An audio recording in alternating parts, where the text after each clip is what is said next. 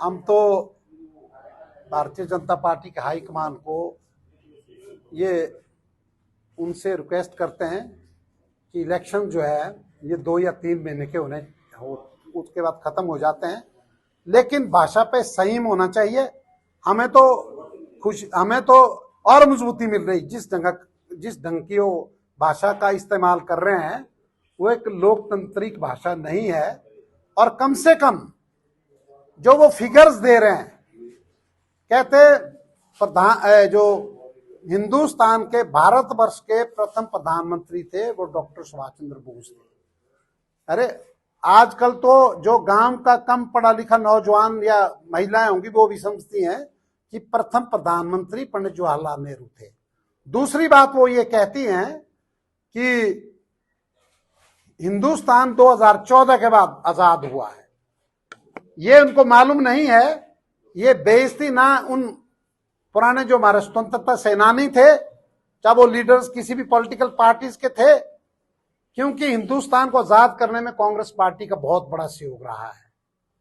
और जो हमारे स्वतंत्रता सेनानी फ्रीडम फाइटर्स हैं, जो हमारे फौजी भाई हैं, जिन्होंने बलिदान देके हजारों विधवाएं हुई इस हिंदुस्तान को आजाद किया, उनकी भी एक बहुत बड़ी एक बेइज्जती है। तो हम तीसरी बात उन्होंने ये कही कि भाई मुख्यमंत्री जी बताएं और विक्रमादित्य जी बताएं कि ओपीएस लागू क्यों नहीं किया। उनको नॉलेज होना चाहिए। अगर उनको इसका प्रमाण भी चाहिए कितने लोगों को ओपीएस लागू हो गया है, और जो पेंशनर्स हैं जो ओपीएस स्कीम के तहत आते हैं, जिनको 2000 रुपए पेंशन मिलती है, आज उनको 18,000 रुपए पेंशन मिलती है। ये हमारी सरकार की गारंटी है। इसकी चिंता हमें, आपको इसकी चिंता करने की जरूरत नहीं है। आप चिंता करो 2014 में या 2019 में आपने अपने मैनिफेस्टो में गारंटीज रखी थी, वो आपने कितनी लागू की है। हमारा जो प्रत्याशी है वो मजबूत प्रत्याशी है।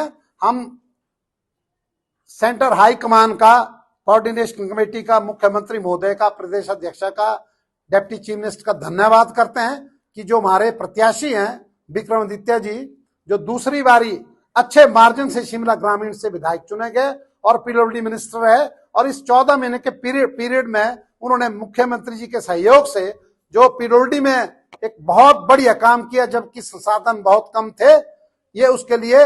और इस वक्त जो है हिमाचल प्रदेश का मंडी पार्लियामेंट्री कंस्टिट्यूंसी का एक वोटर्स बहुत खुश है कि आपने प्रत्याशी जो है बहुत सहयोग दिया है। हमें इस चीज की टेंशन नहीं है। इलेक्शंस आते हैं जाते हैं, लेकिन इलेक्शंस में कई चीजें चलती है। हर पॉलिटिकल पार्टीज अपने प्रत्याशी के लिए जिताने की कोशिश करते हैं, लेकिन वो लोकतांत्रिक तरीके से हो, संवैधानिक तरीके से हो। जिस तरह की वो भाषा यूज करते हैं, ये भाषा का नुकसान उनको होगा, हमें कोई फर्क नहीं है। जिस तरह की भाषा वो कहते हैं कि पप्पू, ये कोई भाषा है? He is post graduate, Hansraj college से पढ़े हुए वो, और उनके जो संस्कार हैं वो उन राजाओं वाले नहीं है। ये आपको चिंता करने की जरूरत नहीं है। और वो उस परिवार से हैं जिनके पिताजी एक सेवक की तरह, वो कहते थे मैं राजा नहीं हूं। वो राजा अगर थे तो हिमाचल प्रदेश के लाखों दिलों के राजा थे। वो अपने पिताजी के बिल्कुल चरण चिन्हों पे चले हैं। कामयाबी मिलेगी।